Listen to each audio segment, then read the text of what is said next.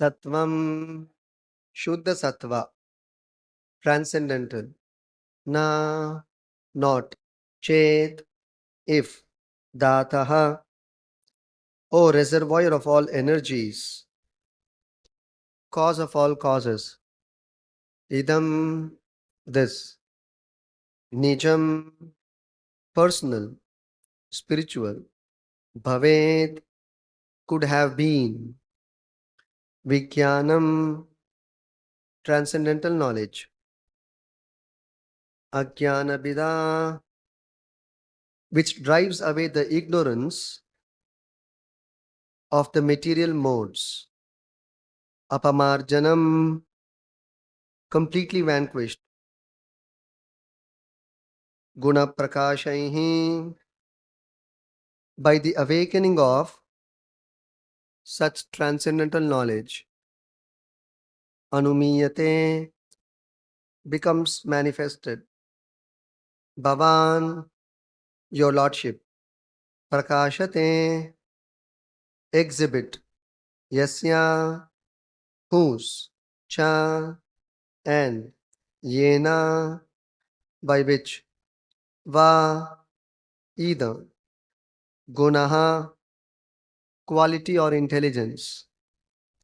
Translation and purport by His Divine Grace, Srila Vaicharana Arvinda Bhakti Vedanta Swami, Srila Prabhupada Ki Jai.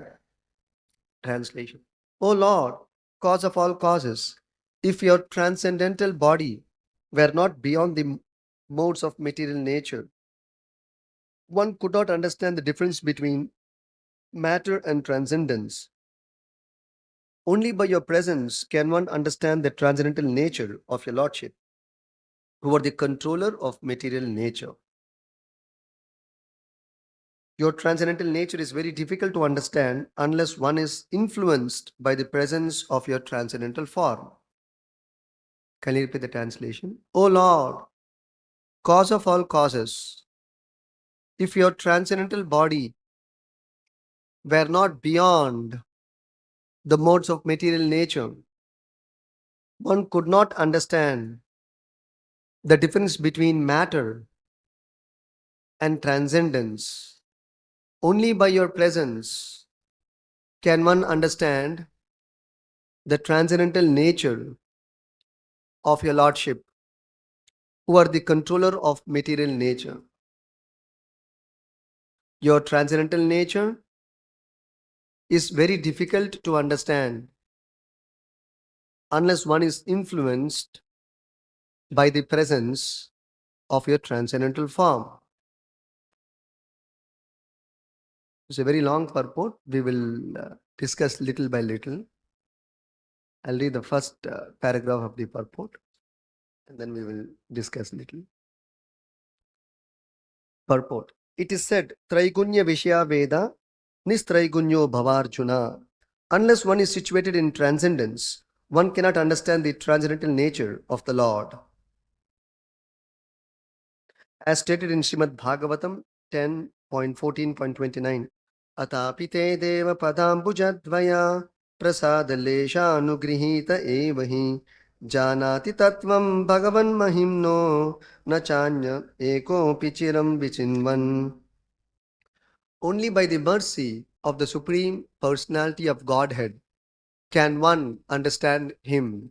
Those who are in the modes of material nature, all those speculating for thousands of years, cannot understand Him. The Lord has innumerable forms. Ramadi Murtishu Kala Niyamena Tishtan. And unless these forms, such as Lord Ramachandra, Nrsimhadeva, Krishna, and Balaram, were transcendental, how could they be worshipped by devotees since time immemorial? Bhaktyamam abhijanati yavanyaschashmi tatvataha. Bhagavad Gita 18.55. Devotees can awaken their transcendental nature in the presence of the Lord, and who follow the rules and regulations of devotional service can understand Lord Krishna, Lord Ramachandra, and other incarnations who are not of this material world but who come from the spiritual world for the benefit of people in general. If one does not take to this process, One imagines or manufactures some form of God according to material qualities and can never awaken a real understanding of the supreme personality of Godhead.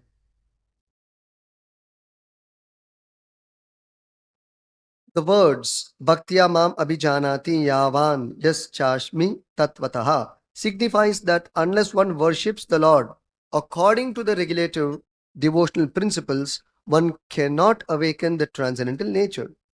Deity worship, even in the absence of the Supreme Personality of Godhead, awakens the transcendental nature of the devotee, who thus becomes increasingly attached to the Lord's lotus feet.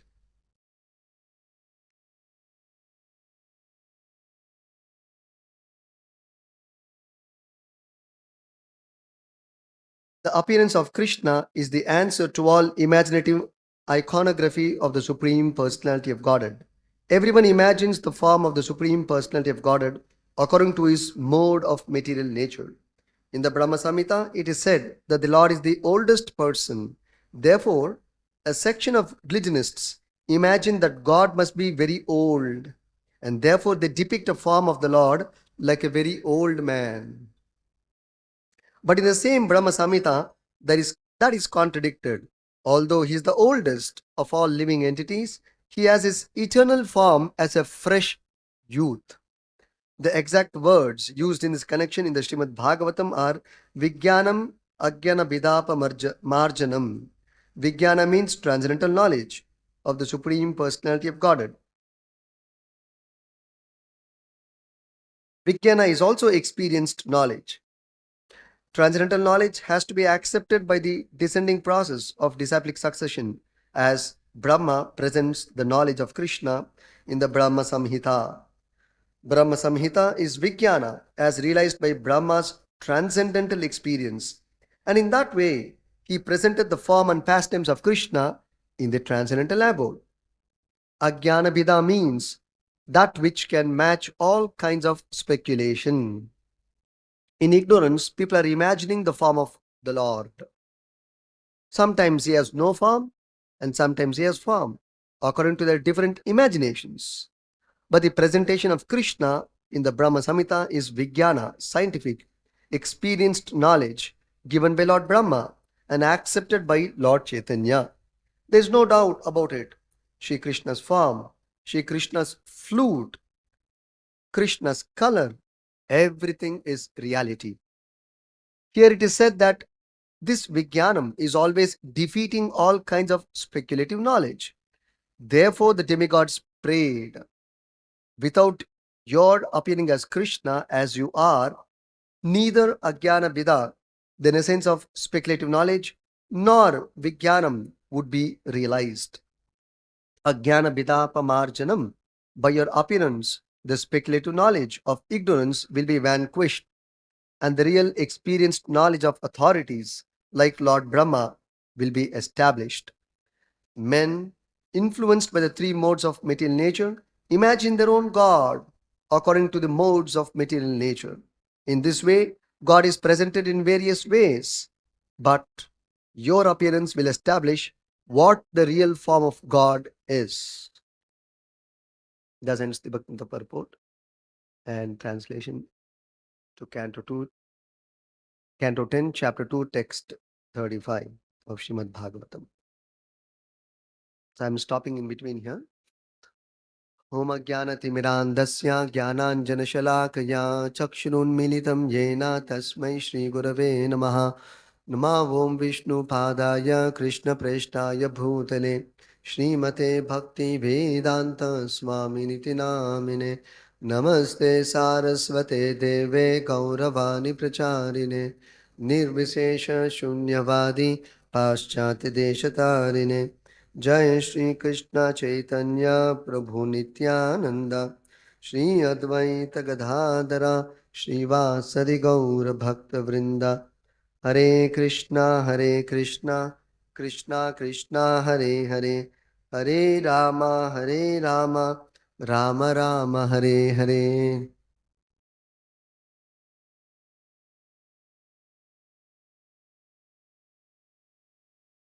This is a very nice verse spoken by the Devatas when they came to see Lord Krishna, at which point Lord Krishna was in Mother Devaki's womb. He has still not made his appearance from Mother Devaki's womb.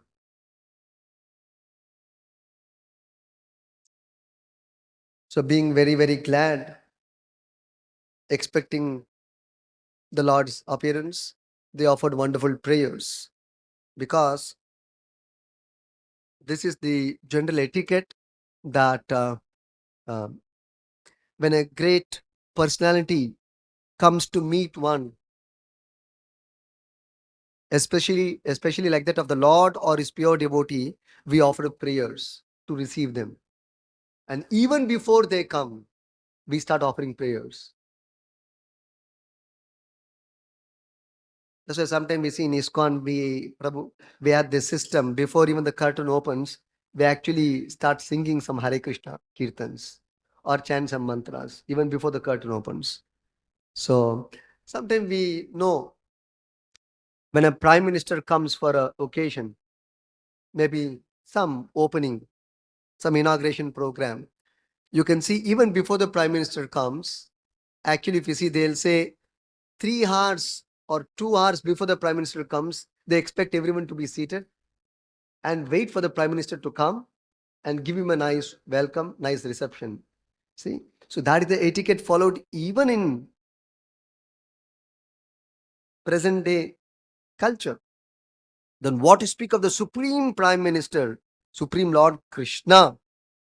Out of his causeless mercy, out of his kindness, he has agreed to come to this world. Hmm?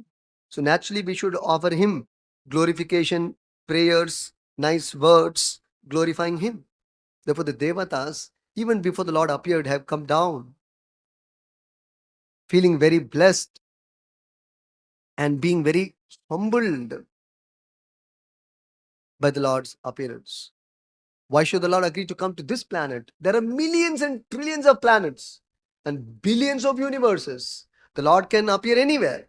He may decide to go anywhere. But why should he come to your planet? That is his kindness.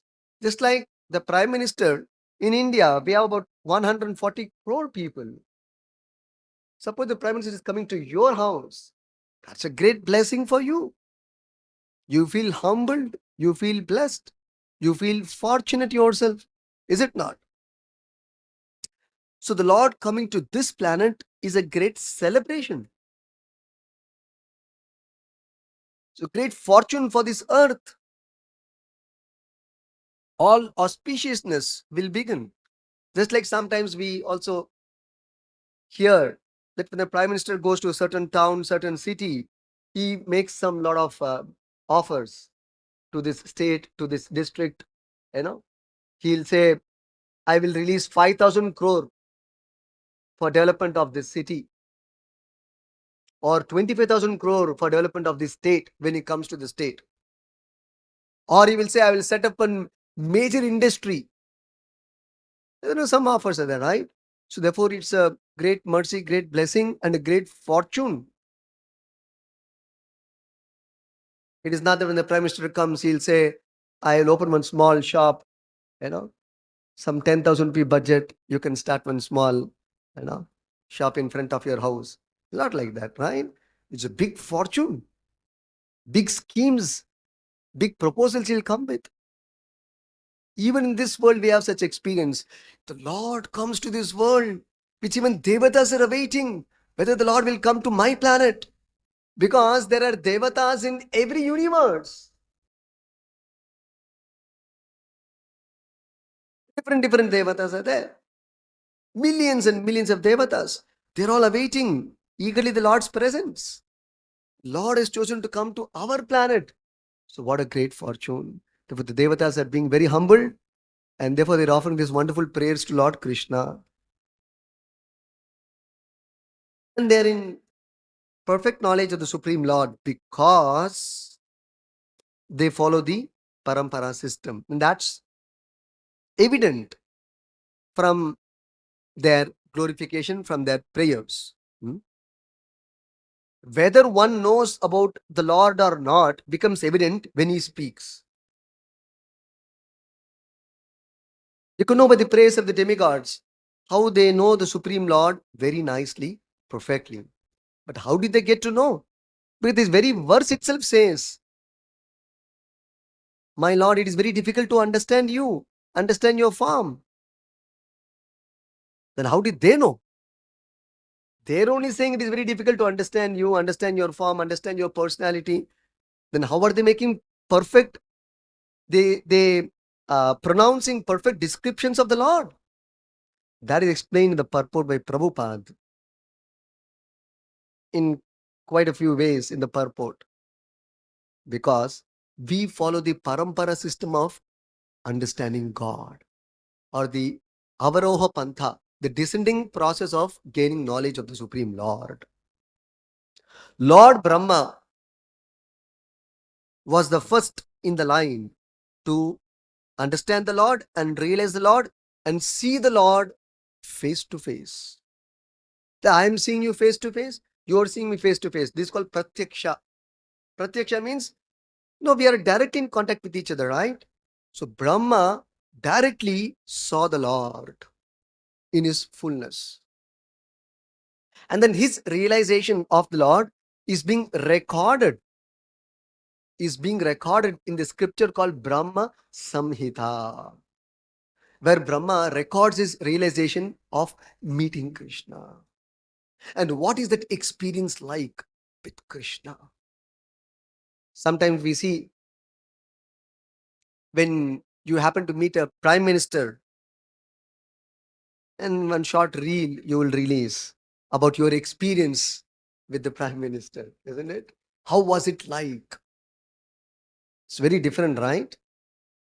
Just like two ordinary people meet, you don't have any such different experience. Sometimes you meet a very iconic person or a very, very, very knowledgeable person. Or suppose you happen to meet the richest man on the earth and you come in front of him. You feel something different, right? Imagine if come in front of the Supreme Lord. There will be a transcendental experience because of the transcendental personality of Lord Krishna. All the senses will become enlivened. And that is described in the Bhagavad Gita. Navadvare pure dehi. When all the senses are enlightened, that means you should know you are fully in Krishna consciousness.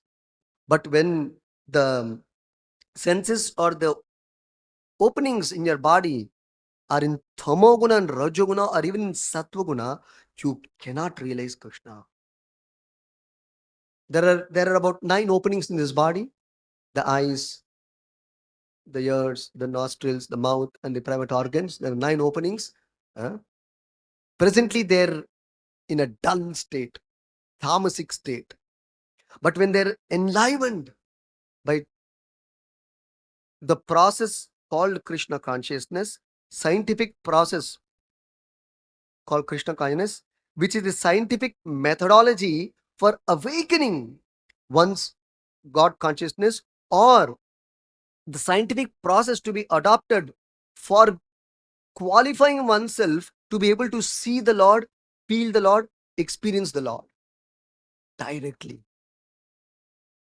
So when the senses are awakened by this process of devotional service, one can actually experience the Lord, see the Lord face to face. That is when the Bhagavad Gita in the 9th chapter, in the very opening verse of the 9th chapter, Krishna says that this method, transcendental method called Krishna consciousness or devotional service, is a method by which one can directly realize God, not imagination. If you see all through in the purport, Prabhupada talks about because people cannot see God, they don't have any experience of God in reality, they begin speculation. They start imagining God. When will God imagination come?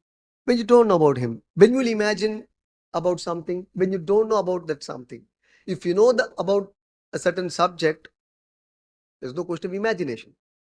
Imagination is only when you don't know. If you know, there is no imagination, right?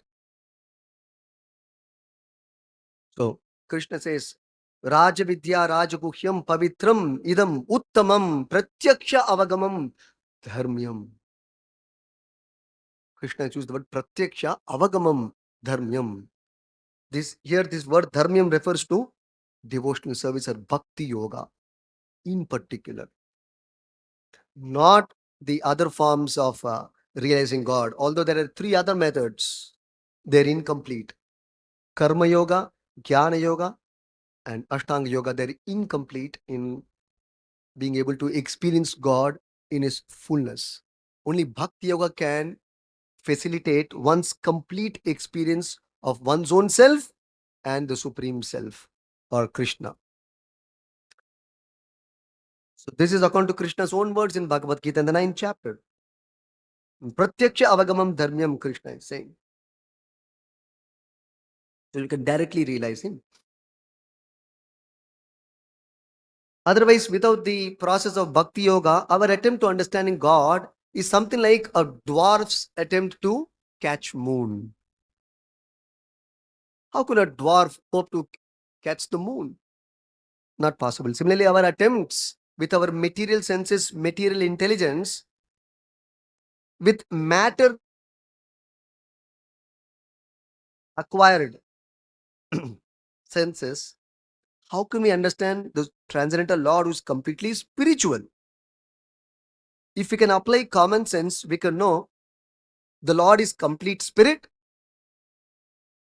and our present means to understand God is through complete matter or material senses or material intelligence. Total mismatch, total incompatibility. So how can you hope to understand God or see God? If we use common sense again, like Prabhupada always gave this example. I mean, Vishwanath Chakravarti Thakur, one of the Purva Acharyas in our Gaudiya Vaishnava Parampara, also has given this example. These spectacles is there, right? Now, because I'm not able to see something, I'm taking the help of these spectacles to see what is there in front of me. Now, if you remove my spectacles, I can't see. So I take the help of spectacles. But who is seeing? The spectacles is not seeing. It is me who is seeing. Similarly, this eye is only an instrument. I cannot see. I cannot see because it is dead matter. Just like you see this ophthalmology. Suppose they can even remove your eye and keep it right. Just take out the eyeball outside. Does it have the power of seeing? Does not have. Eye does not have the power of seeing. Then where is the power of seeing coming from? Who is the seer? Becomes a big question. This is discussed in the Bhagavatam, in the 3rd canto. The subject of who is the seer. See, nobody has thought about that, right? So the seer is the spirit. Further, Bhagavatam analyzes one more step ahead. The seer is the supreme spirit. Actually, in the 2nd canto, also it is described, when the Lord sees, you see. Otherwise, you can't see. So the Lord sees, you see. Otherwise, you don't have the power of seeing. Just like I don't have the eye does not have the power of seeing.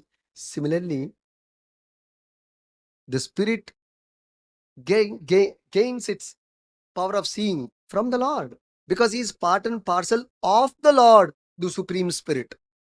So because the Lord has power of seeing, we also have the power of seeing. We're endowed with the power of seeing. Similarly, by itself, the tongue cannot taste. The tongue does not have the power to taste anything. Is it not? Just like there's a dead body. The physical tongue you just take out. Can it taste anything? Not possible. Then who's tasting? How are you experiencing taste? Keep the tongue just outside. No, just keep it on the table here. Now put some salt, put some sugar. Can the tongue taste? Should actually seriously consider this. The tongue does not have the capability to taste. Whatever you may put on it. But at the same time, it's connected with this body as a whole system is able to taste. But again, it's not because it's connected with the body as a system. It is because the spirit inside is giving the energy for the tongue to taste, to feel that something has fallen, has been put upon the tongue. Like that, where every sense, this is a fact. You think this physical, mechanical, or this physical ear is hearing? No. This is just the eardrum. It doesn't have the capacity to hear. The hearer is the soul, not this eardrum. It's a mechanical instrument, that's all. It cannot hear. The power of hearing is infused because of the presence of the soul. It's only via media, that's all. Via media. Similarly, Bhagavatam explains the super soul or Paramatma, he desired to hear. Therefore, he created the ears and the sound, the object of the ear for hearing. Similarly, when the Paramatma, when he desire, when hunger aroused in Paramatma, then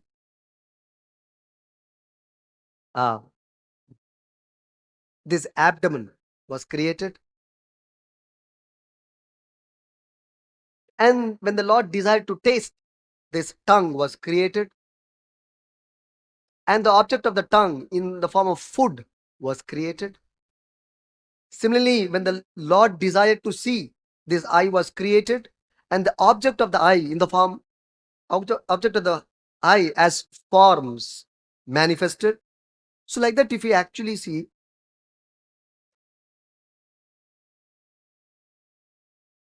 when the spirit comes into picture, then we can have experience. Otherwise, not possible. That means unless you come to spiritual platform, you cannot experience things. Even matter you cannot experience without spirit. And we want to experience the supreme spirit with matter. Supreme spirit is Krishna. Even matter you cannot experience without the presence of spirit. But you want to experience or realize or understand the supreme spirit Krishna through matter. So it's a open contradiction. The method deployed itself is completely wrong. So one has to uh, adopt a spiritual methodology to understand God, as advised by the Lord Himself. Srila Prabhupada gave a very simple example for a common man. Suppose you want to understand one person. How do you understand him? Very simple. Directly meet him. My dear so and so gentleman, I would like to know about you. Can you kindly describe yourself? This is the right method and the simplest and the perfect method. But if you want to know, understand that person, and then you start imagining yourself, maybe he's this, maybe he's that, maybe he's like that, he's like this. This is speculation or imagination, because you really don't know who he is, what is his nature. You really don't know anything about him. So even an ordinary person, for one to know, unless that person reveals himself, you can't possibly know him. Then what to speak of the Supreme Lord? If you want to know the Supreme Lord Krishna and you employ imagination, maybe the Lord is personal, maybe is impersonal, maybe is Krishna, maybe he is a demigod, demigod is God, or maybe you are that God. So all kinds of speculation will sprung up, because you really don't know. Speculation means what? As we discussed, that means you don't know. If you know perfectly, what need is there for speculation? You can describe it fully. So, uh, Srila Prabhupada says that the Lord or the Lord's incarnations are factual, real, hmm, personalities. They're not imaginations. Otherwise, why will uh, Narada Muni, Lord Brahma, worship them from time immemorial? Prabhupada is saying the purport here. Yeah. Unless the forms of Lord Rama, Krishna, Balarama, Narsimhadeva were transcendental, how could they be worshipped by devotees since time immemorial? What is the point in worshipping some imaginary form or an imaginary God? The blessings also will be imaginary, realization will be imaginary, whole life will be simply hallucination. It is called hallucination. Some kind of false experiences, not real experience. So, uh, therefore, Krishna, out of his kindness, extreme kindness and mercy, has himself spoken about himself, and that is called Bhagavad Gita. Very nicely, here Prabhupada says, the appearance of Krishna is the answer to all imaginative iconography of the Supreme Personality of Godhead. See how Prabhupada made a very simple statement, but a very powerful statement. The whole world, from the beginning of creation, even till date, the debate is going on. Is the Lord impersonal or is he personal? What is his form like? Is it transcendental or is it made of sattva guna at most? It's a big debate from time immemorial, beginning of creation, even till date. It is nothing new.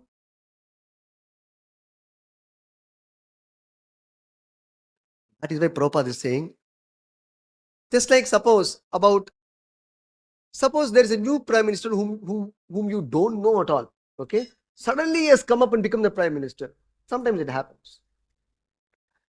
So we two of us start talking with each other. Maybe he is this, maybe he is that. Actually, you don't know anything about him unless there's a biography or an autobiography. Simply we'll imagine and speculate, right? So like that, suppose the prime minister comes and himself releases an autobiography about himself. Finished, right?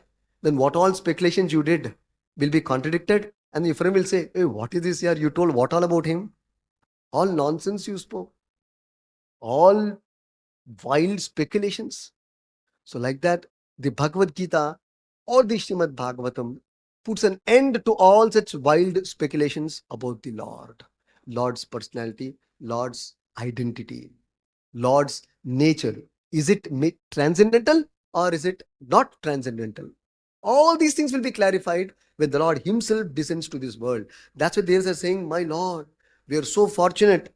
Here He's saying, very nice statement Prabhupada has made here. The Devatas have made.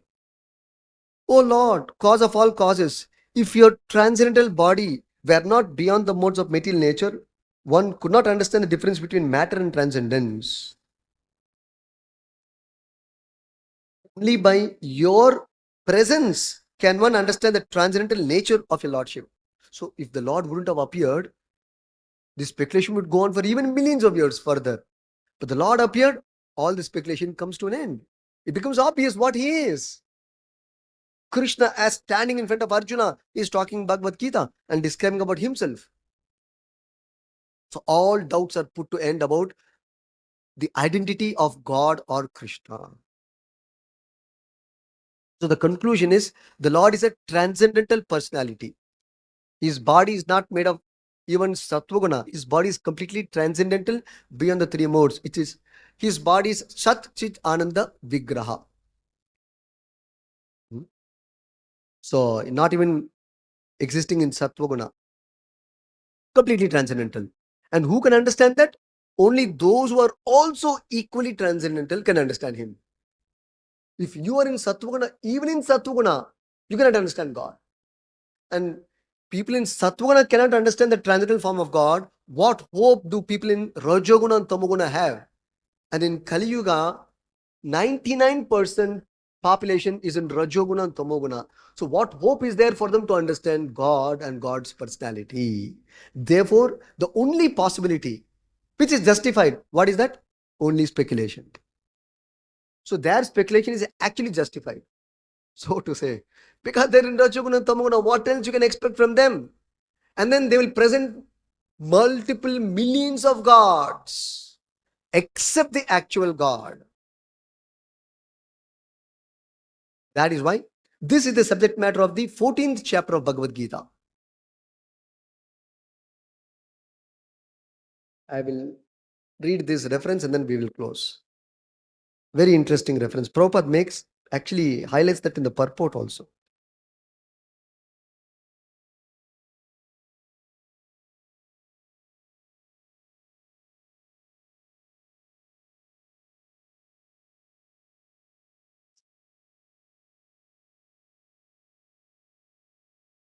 Sorry, not 14th chapter, it's in the 17th chapter of the Bhagavad Gita.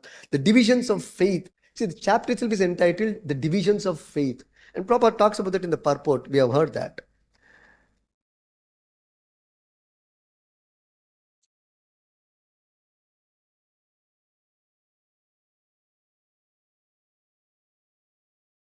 See, Arjuna himself begins with the question, opens the chapter, 17th chapter, by asking Lord Krishna. Arjuna said, "O Krishna, what is the situation of one who does not follow the principles of scripture but worships according to his own imagination? Is he in goodness, passion, or ignorance?" See, one who does not follow Shastra Vidhi but worships according to his own imagination. What is that kind of worship called? Which category is that worship belonging to? He's asking, is it in Sattva, Rajas, or Tamas? So Krishna very nicely explains, according to the modes of nature acquired by the embodied soul, one's faith can be of three kinds: goodness, passion, or ignorance.